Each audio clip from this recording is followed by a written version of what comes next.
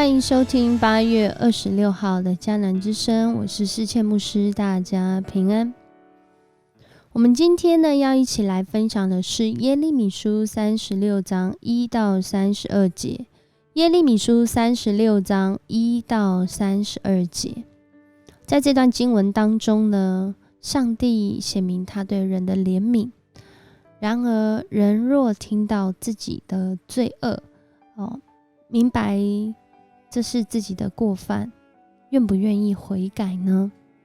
上帝仍然尊重人的决定但是他不愿一人沉沦，乃愿人人都信主。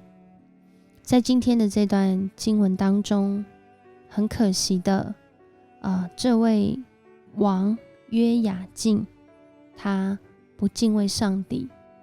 在这里面呢有一件事情发生，上帝心想，如果透过这个耶利米来向这些百姓，不只是百姓，是上帝在这个世代放下的这些官员读出了从约西亚王时代接下来的话，或许这些人会想要悔改，离弃罪恶的道路。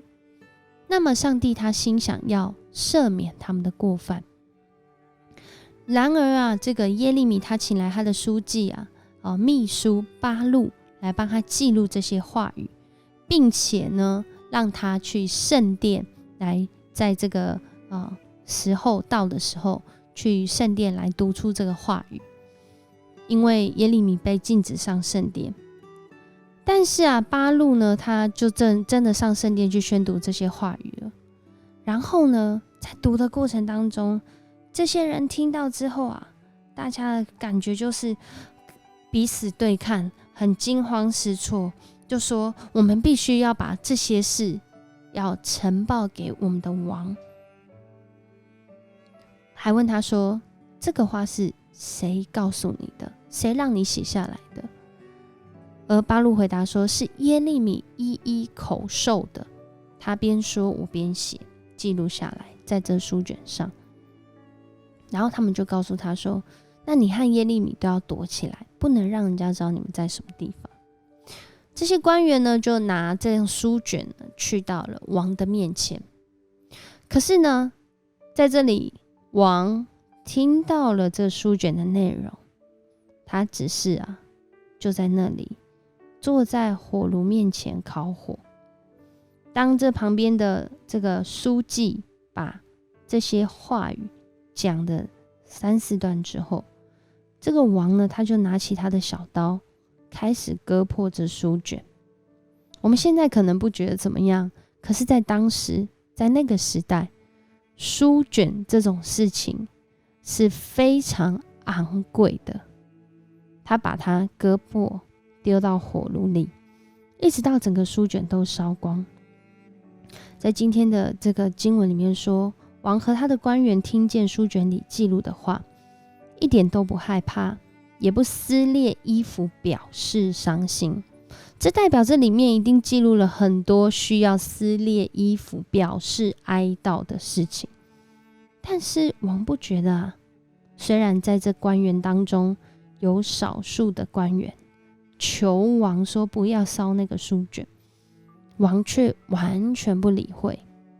到最后在这个地方后面的经文就说到，约雅敬王把这个书卷烧掉之后，上帝就告诉耶利米说，这位约雅敬王不肯悔改，上帝要让他不会有后代继承大卫的王位，而他的尸体要被抛在野外，白天受这个太阳的晒，晚上受这个寒霜的侵袭。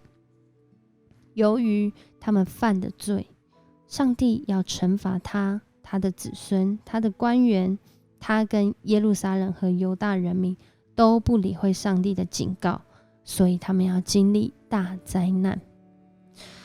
很多时候我们面对到别人的提醒，不论是恶意、好意或是无意，其实都是我们一个反省自己生命的好机会。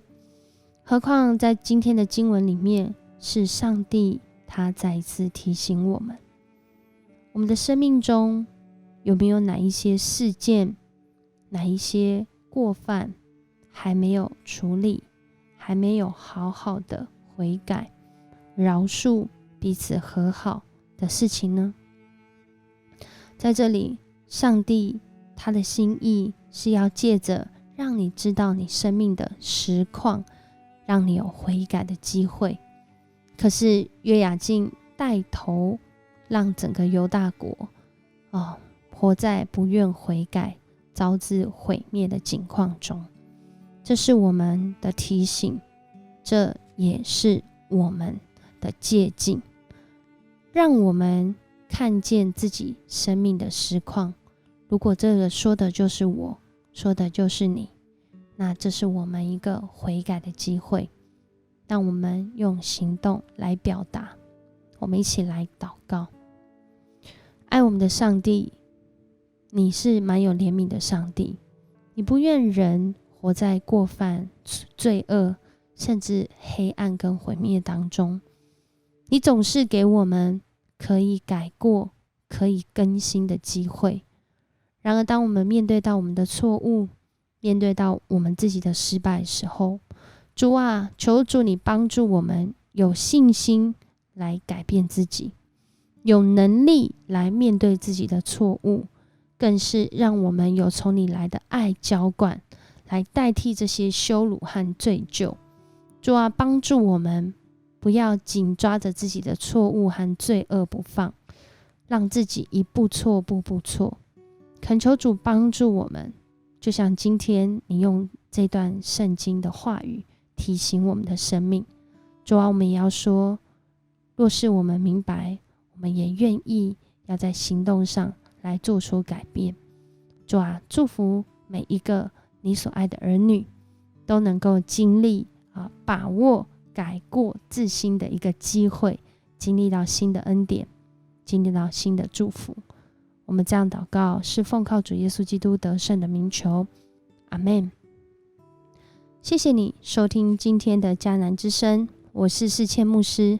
如果你喜欢我们的频道，邀请你给我们5星好评。我们明天见。